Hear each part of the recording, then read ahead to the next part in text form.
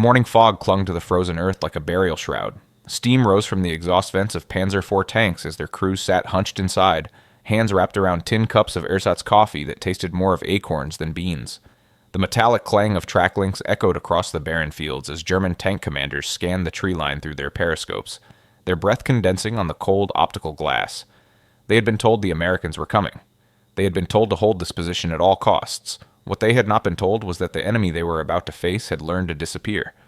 The Roer Valley was strategic ground, a natural corridor leading toward the Rhine, the final barrier before the industrial heartland of the Reich.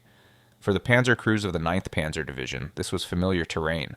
They had trained in these fields before the war, knew every dip in the landscape, every stone wall that could provide cover.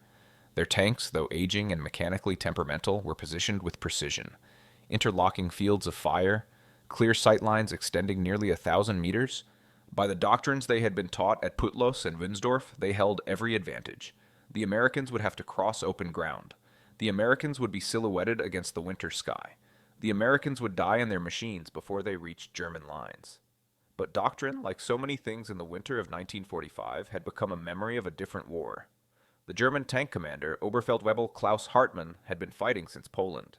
He had seen the Blitzkrieg roll through France, had watched Stuka scream down on British positions at Dunkirk, had felt the invincibility that came with being part of the most modern, most mechanized, most tactically superior armored force the world had ever seen. That was 5 years ago. Now his Panzer IV carried spare parts scavenged from 3 different knocked-out tanks.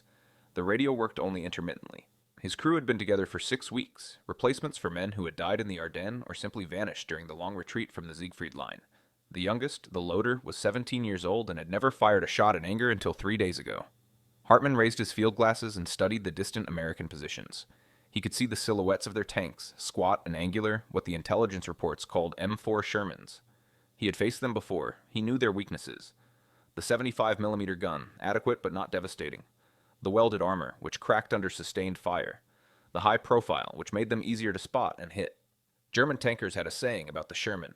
Ein Ronsen, a Ronsen lighter, because they lit on the first strike. Hartmann allowed himself a grim smile. If the Americans came across that open ground, he would turn at least 3 of them into burning coffins before they closed the distance. But the Americans did not come across the open ground. At 8:47 hours, Hartmann heard the first sound that did not fit the morning. Not the roar of engines, but a series of hollow pops, like distant firecrackers. Through his periscope, he saw white clouds beginning to bloom along the American positions. Not the gray-black of high explosive shells, not the oily smoke of burning fuel. White, dense, expanding rapidly in the cold morning air. Within seconds, the entire American line had vanished behind a curtain of white smoke that rolled forward like a living thing, pushed by the slight western breeze directly toward German positions. Hartmann's first thought was that the Americans were laying a smokescreen to cover their advance. Standard infantry tactics. The smoke would conceal their movement until they were dangerously close, at which point German machine guns and tank cannons would simply fire into the cloud and kill whatever emerged. He barked orders to his crew. Gunner, prepare high explosive. Loader, stand ready. Driver, maintain position. They would wait until shapes appeared in the smoke, then open fire. But the shapes that appeared were not what he expected. Through gaps in the smoke, Hartmann caught glimpses of American Shermans moving, but not in the direct assault formation he anticipated. They were moving laterally, parallel to the German line, visible for only seconds before disappearing again into fresh clouds of white smoke that seemed to erupt from the tanks themselves. Then he saw it clearly. Smoke grenades being launched from the Shermans, not in preparation for an advance, but as continuous cover during movement. The Americans were not hiding behind smoke to attack. They were using smoke to reposition, to flank, to vanish, and reappear at unpredictable intervals and locations. The German doctrine had no answer for this. You could not target what you could not see. You could not establish firing solutions on tanks that appeared for 3 seconds, fired, and then dissolved back into artificial fog before you could return fire. Hartmann traversed his turret toward where he had last seen a Sherman, but the smoke had thickened. He was firing at ghosts. Then from his left flank, a position he had thought secure because no American tank had been visible there moments before, came the distinctive crack of a 75mm gun. The Panzer 430 meters from Hartmann's position shuddered, a shower of sparks erupting from its side armor as the American shell punched through. The German tank did not explode, but Hartmann saw the hatch fly open and smoke pour out as the crew bailed. Another shot from the invisible Sherman, and the Panzer's ammunition cooked off, the turret lifting slightly as internal pressure found the weakest seams.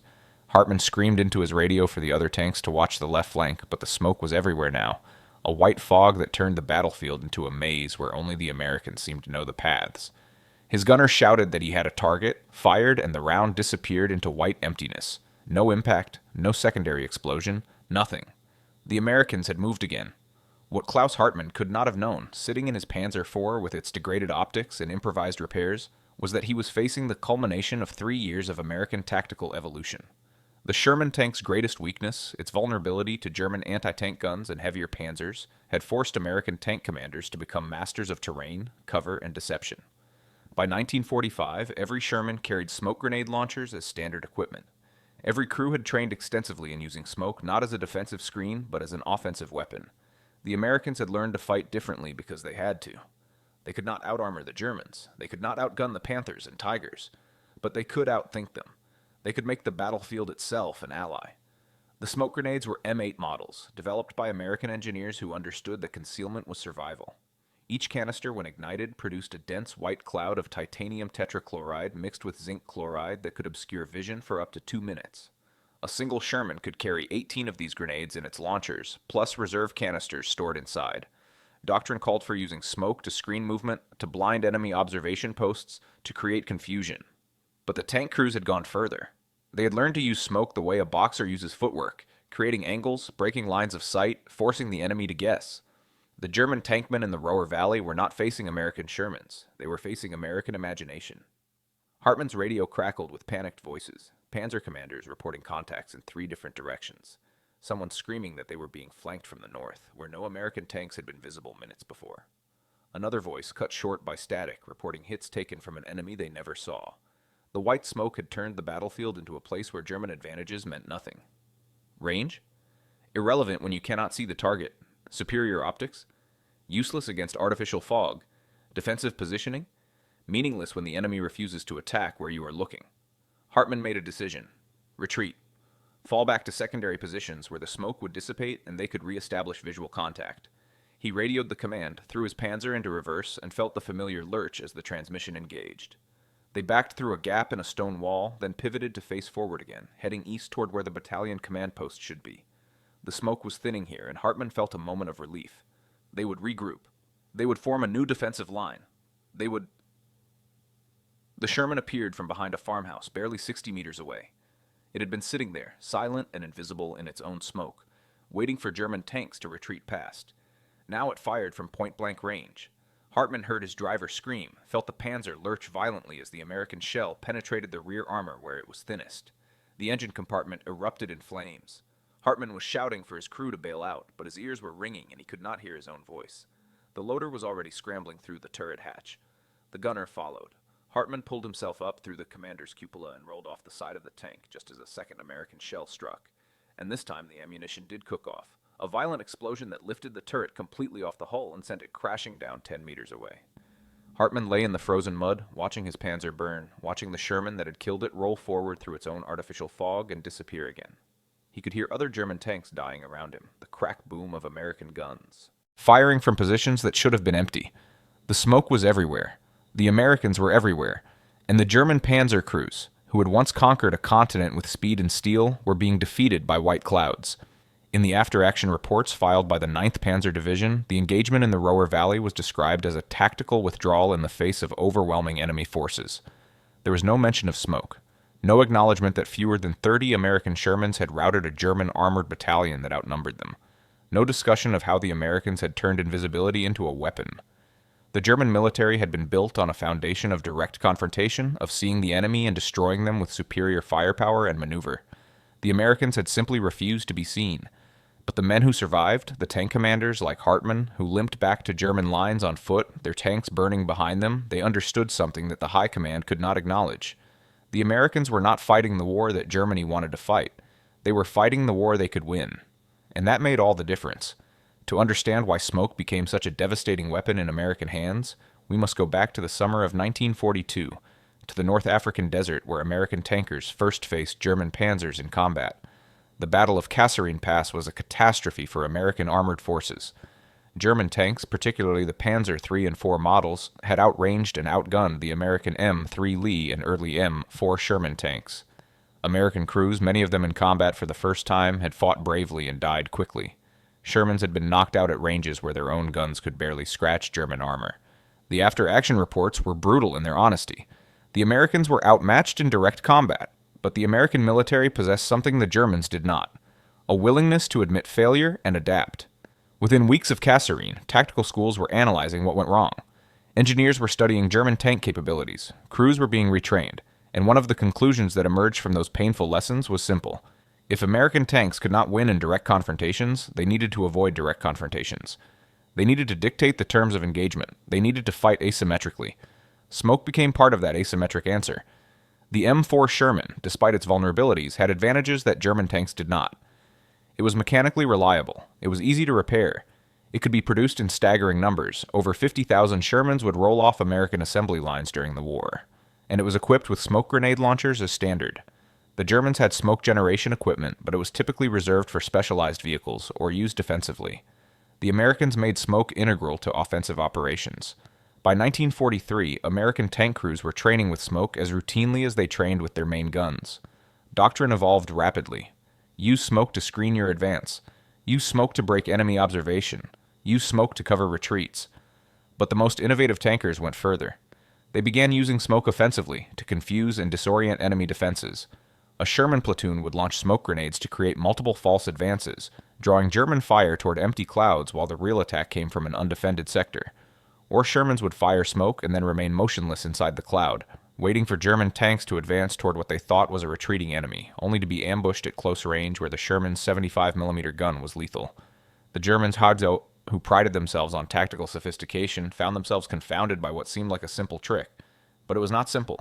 It required coordination, timing, and a willingness to operate blind inside your own smokescreen, trusting that your crew and your comrades knew the plan and would execute it even when visibility dropped to a few meters. It required radios that worked because without communication, a tank inside a smoke cloud was isolated and vulnerable. And American Shermans had radios, every single one. German tanks, particularly in the later stages of the war, often did not.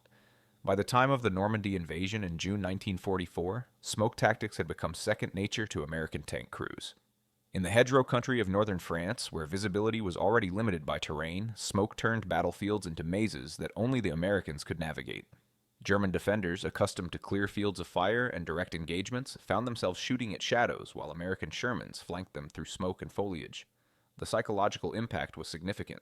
German soldiers began reporting that American tanks could teleport or appear from nowhere. What was actually happening was tactical. Sophistication meeting mass production. The Americans had more tanks, better logistics, and superior communication, and they were using all of those advantages in concert with simple white smoke. There was a deeper truth embedded in those smoke clouds, one that went beyond tactics and machinery. The American way of war, by 1945, had become a reflection of American society itself. It was pragmatic rather than ideological. It was flexible rather than rigid. It was willing to use deception, surprise, and overwhelming material superiority rather than relying solely on martial valor or superior breeding. The Germans had built a military culture around the idea of the individual warrior's courage and skill, the Panzer ace who could defeat numerically superior enemies through superior gunnery and tactics. The Americans had built a military culture around teamwork, logistics, and adaptability. When a German tank was knocked out, replacing it took months. When an American Sherman was destroyed, another one arrived within days, sometimes hours, crewed by men who had trained together and knew how to fight as a unit. The smoke that Klaus Hartmann saw rolling across the Ruhr Valley was not just a tactical tool. It was a symbol of that fundamental difference in philosophy. The Germans wanted to see their enemies and destroy them honorably in open combat. The Americans wanted to win. And if winning meant hiding, flanking, deceiving, and refusing to fight on German terms, then that is precisely what they would do. The symbolism of smoke extended beyond the battlefield. For German soldiers in the final year of the war, smoke came to represent everything they were losing: clarity, vision, the ability to see the enemy and know where the threat was coming from. The Eastern Front had devolved into a grinding war of attrition where entire armies disappeared into the vastness of Russia. The Western Front had become a nightmare of Allied air power and artillery where German units were smashed by enemies they never saw. And now even in tank combat, where German technical superiority should have mattered most, the Americans were using smoke to negate every advantage the Panzers possessed. German war diaries from early 1945 are filled with references to American smoke tactics. A lieutenant in the 116th Panzer Division wrote, "We do not fight tanks anymore. We fight fog that shoots at us." A company commander in the 2nd Panzer Division noted, "The Americans do not advance. They vanish, and then we are destroyed from directions we did not know existed." There's a tone of bewilderment in these accounts, a sense that the rules of war had changed and no one had informed the Germans. Part of that bewilderment stemmed from German assumptions about American fighting spirit. Nazi propaganda had spent years portraying Americans as soft, materialistic, incapable of the ideological fervor and warrior discipline that supposedly defined the German soldier. If Americans were winning, it was only because they had more tanks, more planes, more resources, not because they were better fighters. The use of smoke fit neatly into this narrative. Of course, the Americans used smoke. They were too cowardly to fight in the open. But that interpretation was fatally wrong. The Americans were not avoiding open combat because they were cowardly. They were avoiding it because they were smart. Every Sherman that disappeared into a smoke cloud and survived to fight another day was a victory. Every German Panzer that wasted ammunition firing at nothing was a German Panzer that would not fire at something important. Every tank duel that the Americans refused to fight on German terms was a duel they could fight on their own terms later, from a better position with better odds. The recurring symbol in American smoke tactics was the smoke grenade itself. Small. Simple. Mass-produced in factories across the United States by workers who would never see a battlefield. Each grenade cost a few dollars to manufacture. Each one could obscure hundreds of square meters of terrain for minutes. In terms of return on investment, smoke grenades may have been the most cost-effective weapon the Americans deployed. They did not destroy enemy tanks, but they prevented enemy tanks from destroying Shermans. They did not capture territory, but they allowed American forces to advance with fewer casualties. They were, in essence, industrial efficiency applied to warfare. This was the American advantage that German planners had never fully grasped. American factories could produce not just tanks and planes and ships, but thousands of small, unglamorous items that, in aggregate, transformed how war was fought. Smoke grenades, spare radio tubes, waterproof maps, canned rations that did not require cooking, boots that lasted months instead of weeks. The Germans had brilliant engineers who designed phenomenal weapons like the Tiger II tank or the Me-262 jet fighter, but those weapons were produced in small numbers, required extensive maintenance, and often failed in the field because spare parts did not exist. The Americans designed weapons that were good enough, reliable enough, and producible in numbers that made them overwhelming. The smoke grenade embodied that philosophy. It was not a super weapon. It did not inspire awe or fear in the way a Tiger tank did. But it worked, and there were always more of them. By March 1945, as Allied armies closed in on the Rhine and prepared for the final push into Germany, smoke tactics had become so ubiquitous that German tank crews began to dread any engagement where American armor was involved. The psychological wear was immense. You could not train for an enemy you could not see. You could not develop tactics against an opponent who refused to be predictable. And you could not maintain morale when every engagement turned into a confused melee where your technical advantages meant nothing. There were German attempts to counter American smoke tactics. Some Panzer units began firing high explosive shells into smoke clouds on the theory that shrapnel would damage lightly armored Shermans even without direct hits. It rarely worked. The Americans had learned to disperse inside their smoke screens, to keep moving, to avoid clustering. Other German commanders tried using their own smoke to create confusion for the Americans. But German smoke generation equipment was less sophisticated, and more importantly, German tank crews lacked the training and doctrine to operate effectively inside artificial fog. They ended up blinding themselves more than the enemy. A few German officers recognized what was happening and tried to adapt. One battalion commander in the 21st Panzer Division issued orders for his tanks to hold fire when smoke appeared, to wait for it to clear, and to reposition defensively rather than attempt to engage blind. It was a sound tactical decision, but it also meant surrendering the initiative to the Americans, allowing them to advance under cover of smoke and choose when and where to fight. The Germans were damned either way. Shoot into the smoke and waste ammunition on ghosts, or hold fire and cede the battlefield to an enemy who would pick you apart at their leisure. The Americans, for their part, continued to refine their smoke tactics throughout the final months of the war. Tank crews experimented with using smoke in combination with artillery barrages, creating layers of obscuration that made German counter-battery fire almost impossible. Engineer units learned to lay smoke screens for entire divisions, allowing American infantry and armor to cross open ground that should have been killing zones. In some engagements, American forces used smoke so extensively that German defenders literally could not see anything beyond 20 meters for hours at a time. They sat in their positions, blinded and deafened by their own artillery, trying to fire back at targets that did not exist, while American forces maneuvered around them and attacked from the flanks or rear.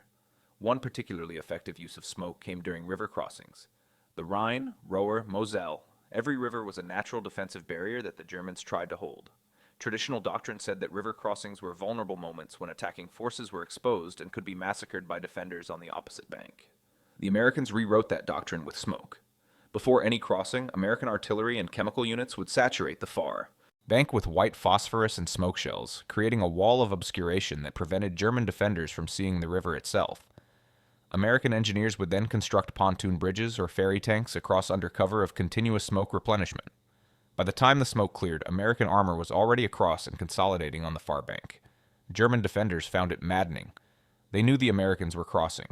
They could hear the engines, the shouts, the metallic clanks of construction, but they could not see anything to shoot at. And when they fired blindly into the smoke, they were immediately targeted by American counter-battery radar and obliterated by return fire. The Americans had turned a defensive weapon into an offensive shield that made the impossible routine. Klaus Hartmann survived the war. He spent the final weeks in a makeshift infantry unit composed of tankers without tanks, fighting a hopeless rearguard action against American forces advancing through central Germany. He was captured in late April 1945 and spent 2 years in a prisoner of war camp in Belgium before being repatriated to what had become West Germany. In interviews conducted decades later, when he was an old man and the war had become history rather than memory, Hartmann spoke about the Ruhr Valley engagement. He remembered the smoke, he remembered the confusion, and he remembered the moment he realized that Germany had lost, not because its soldiers were not brave or skilled, but because the enemy had learned to fight a different kind of war. "We were taught to be warriors," Hartmann said in a 1987 interview. "They were taught to be winners. There is a difference. That difference manifested in every aspect of how American and German forces approached armored combat by 1945. German tank doctrine emphasized individual crew excellence, superior gunnery, and the technical superiority of German armor. American doctrine emphasized teamwork, combined arms coordination, and the ability to adapt tactics to the situation. German panzers were often mechanically superior, but they broke down frequently and could not be easily repaired in the field. American Shermans were mechanically simpler, but they ran reliably and could be fixed quickly with standardized parts. German crews were often veterans with years of combat experience. American crews were often replacements with months of training. But the American replacements had radios that worked, clear doctrines to follow, and the knowledge that if they were knocked out, another Sherman would take their place. The smoke tactics that so confounded Klaus Hartmann were emblematic of this larger pattern. They were not brilliant in the way that Blitzkrieg had been brilliant. A revolutionary new doctrine that changed warfare overnight. They were effective in a quieter, more prosaic way. They reduced casualties. They confused the enemy. They allowed American forces to leverage their material advantages while minimizing their vulnerabilities. They were, in short, the product of a military that had learned from its mistakes and adapted accordingly. There is a philosophical dimension to this worth exploring.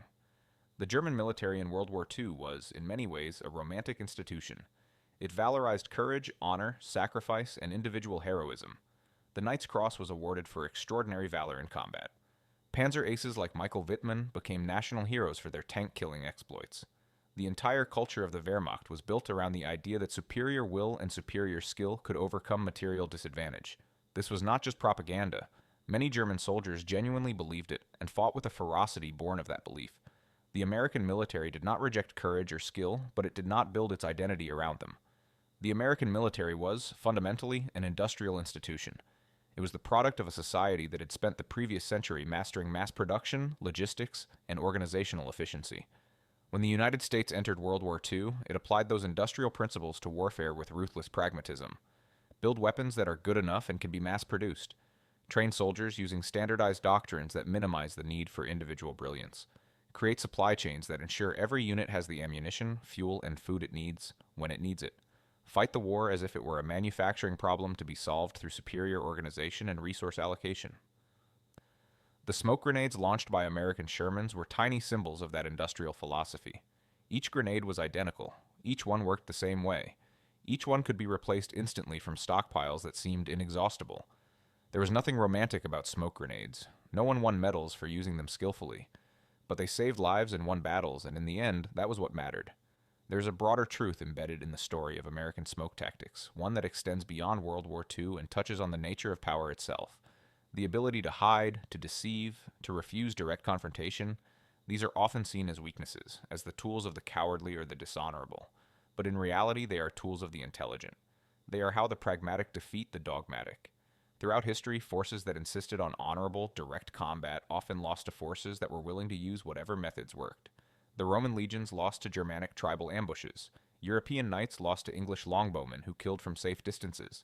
Japanese samurai lost to conscript armies with rifles. The pattern repeats endlessly.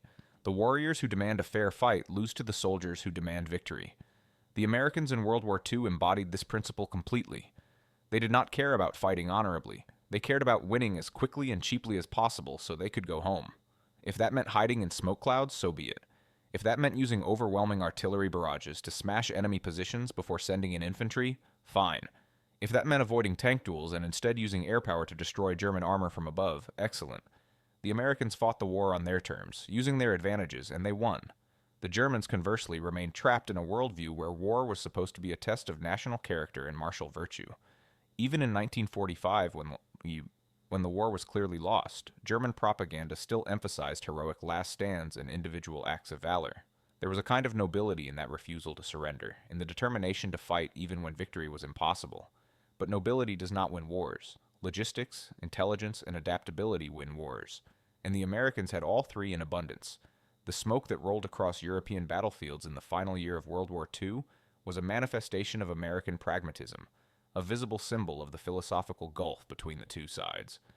To the Germans, smoke was an annoyance, a trick, a sign of American unwillingness to fight properly. To the Americans, smoke was a tool, as legitimate and useful as a tank gun or a radio. One side saw war as a test of character. The other side saw war as a problem to be solved, and the side that saw it as a problem found the solution. In the decades after World War II, military historians and tacticians studied the conflict exhaustively, trying to extract lessons that could be applied to future wars. The Sherman tank became a subject of particular interest. By the numerical metrics, armor thickness, gun penetration, crew survival rates in direct combat, the Sherman was inferior to German medium and heavy tanks. Yet the Sherman won. It won in North Africa, in Italy, in France, in Germany itself. How? The answer, historians concluded, lay not in the tank itself, but in the system surrounding it. The Sherman was part of a combined arms doctrine that integrated armor, infantry, artillery, air support, and logistics into a seamless whole. German tanks, no matter how individually superior, were fighting as isolated units, often without infantry support, without adequate fuel, without air cover, and without confidence that destroyed tanks could be replaced. The Sherman crews knew that if they were knocked out, they would be rescued by recovery vehicles, sent to medical aid stations with trained surgeons, and given a new tank to crew. German crews knew that a knocked-out tank meant walking back to friendly lines if they survived, and likely reassignment to an infantry unit because replacement tanks no longer existed. The smoke tactics fit perfectly into this systemic advantage. A Sherman using smoke to evade a superior German tank was not just surviving one engagement. It was staying in the fight, remaining available for the next battle, preserving experienced crews who would continue to improve. Over time, this attrition of German armor while preserving American armor created an insurmountable advantage. By early 1945, the Germans were fielding battalion-strength Panzer units with a dozen tanks. The Americans were fielding division-strength armored units with hundreds of tanks. Numbers mattered, logistics mattered, and the ability to avoid unfavorable engagements through the use of smoke allowed American numbers and logistics to dominate the battlefield. There is a poignant irony in the fact that smoke, something so ephemeral and insubstantial, became such a decisive weapon. Smoke is not steel. It does not explode. It cannot destroy a tank. Yet it defeated tanks by making them irrelevant, by denying them the direct confrontations that were their reason for existing. In a very real sense, smoke represented the triumph of the intangible over the tangible. The Germans had built better tanks. The Americans had built better systems. Systems beat machines. The legacy of American smoke tactics extended into the Cold War and beyond. When American and NATO forces planned for potential conflicts with the Soviet Union, they incorporated smoke into every level of doctrine. Soviet armor, like German armor before it, emphasized mass and firepower. NATO forces, often outnumbered, emphasized maneuver and deception. Smoke became a critical component of that equation. Modern smoke grenades became more sophisticated, capable of blocking not just visible light, but also infrared and thermal imaging. American tanks added systems for generating continuous smoke screens from their engines. Artillery units trained to lay smoke barrages that could obscure entire sectors of a battlefield for hours. The Soviets, studying the lessons of World War II just as the Americans did, also incorporated smoke into their doctrine. But the underlying philosophies remained different. Soviet doctrine tended to use smoke as a screen for mass assaults, hiding numerical superiority during advances. NATO doctrine used smoke to break up Soviet advances, to create confusion, to isolate units from their supporting elements. One side used smoke to enable overwhelming force. The other used smoke to negate overwhelming force. The echoes of the Roer Valley engagement in 1945 could be heard in every Cold War field manual that discussed smoke employment. In more recent conflicts, American forces have continued to use smoke effectively. During the Gulf War, American armored units used smoke to confuse Iraqi defenses and to screen movements through open desert terrain. In Afghanistan and Iraq, American vehicles used smoke grenades to break contact during ambushes, creating instant concealment that allowed them to maneuver away from kill zones. The technology has improved. Modern smoke is faster acting, longer lasting, and more effective against modern sensors. But the principle remains the same. Deny the enemy clear observation, force them to guess, and attack from unexpected directions. The Sherman tank itself, of course, became obsolete within years of World War II's end. But the doctrine it helped create endured. Modern American armor, the M1 Abrams tank, the Bradley fighting vehicle, are designed not just as weapons platforms, but as parts of integrated systems. They carry sophisticated smoke generation equipment. They communicate via encrypted digital networks. They operate with the assumption that they will have air support, artillery support, and logistical support. They are, in every meaningful sense, the descendants of the smoke-shrouded Shermans that baffled Klaus Hartmann in February 1945. There is a final philosophical reflection worth considering. War, at its core, is about imposing your will on an adversary. The means by which you do that can vary enormously. You can impose your will through superior violence, by destroying the enemy's ability to resist. You can impose your will through superior morale, by breaking the enemy's willingness to resist. Or you can impose your will through superior intelligence, by making the enemy fight on your terms rather than theirs. The Americans in World War II did all three, but the third may have been the most important. They understood that the Germans wanted to fight a certain kind of war. A war of decisive tank battles, of superior gunnery, of panzer aces dueling for supremacy, and the Americans simply refused to fight that war. They used smoke to make the battlefield chaotic and unpredictable. They used artillery to destroy German armor from kilometers away. They used air power to interdict German supply lines. They fought asymmetrically, leveraging every advantage they possessed and avoiding every fight they would lose. This required a certain intellectual humility. It required accepting that German tanks were, in many cases, better machines. It required admitting that German tank crews were, in many cases, more experienced and skillful. And then it required finding ways to win anyway. The Americans did not pretend their Shermans were as good as Tigers. They acknowledged the gap and worked around it. That pragmatism, that willingness to see the world as it was rather than as they wished it to be, may have been the most profound advantage the Americans possessed. Klaus Hartmann, in his later years, was asked if he bore any resentment toward the Americans who had defeated him. He shook his head. "They fought to win," he said. "We fought to prove we were warriors. There is no shame in losing to someone who wanted victory more than glory." It is a haunting epitaph for the Panzer forces that once conquered Europe. They were warriors, certainly. They were skilled and brave and often tactically brilliant. But they were defeated by soldiers who cared less about glory and more about ending the war. The smoke that obscured American tanks as they advanced through Germany was not a sign of cowardice. It was a sign of clarity. Clarity about what needed to be done and the willingness to do it. In the end, that may be the deepest truth that the smoke revealed. War is not about honor or fairness or proving your worth as a warrior. War is about making your enemy stop fighting by any means necessary. The Americans understood that. And that understanding, more than any weapon or tactic, was why the smoke-shrouded Shermans kept rolling forward while the proud German panzers burned. The white smoke has long since dissipated from the fields of the Ruhr Valley. The burned-out hulls of tanks have been scrapped or turned into monuments. The men who fought there have mostly passed away, taking their memories with them. But the lesson remains, carved into the historical record as clearly as names on a memorial. Victory does not always go to the strongest or the bravest. Sometimes it goes to the most adaptable. To those who learn from their failures and refuse to fight on the enemy's terms. To those who understand that every tool, even something as simple as a smoke grenade, can become a weapon in the right hands. The German panzer crews were stunned when American Shermans used smoke to vanish mid-battle. They were stunned because they had expected a different war, a cleaner war, a war where superior machines and superior skills would inevitably triumph. Instead, they got chaos and confusion and an enemy that refused to be predictable. By the end of the war, the Shermans were no longer trying to outgun their enemy. They were trying to outthink him. Steel alone had never been the answer. Armor cracked, guns failed. But vision, once taken away, could not be replaced. Smoke drifted across fields and roads, swallowing distance, erasing firing lines, turning deadly precision into blind guessing. What German crews saw as targets 1 second became nothing the next. The battlefield stopped being a place of certainty and became a question with no clear solution. Inside the tanks, fear gave way to method. Crews moved without spectacle, without bravado. Engines idled, tracks crept forward, commands were passed in short, controlled bursts. The men understood something their enemy did not. Survival did not belong to the boldest machine, but to the calmest mind. Smoke was not cover, it was control. From the outside, it looked like disappearance. Shermans emerging, fading, reappearing somewhere else entirely. But nothing mystical was happening. No retreat, no panic. Only calculation. Every cloud of smoke was a decision made in advance. Every advance through it was deliberate. The enemy fired into empty air, while the real fight shifted beyond his sight. This was not heroism meant for posters. It was intelligence under pressure. A refusal to fight fair when fairness meant dying. The men inside the Shermans stopped proving their courage and started protecting their lives. They learned that winning did not require being seen, only being effective.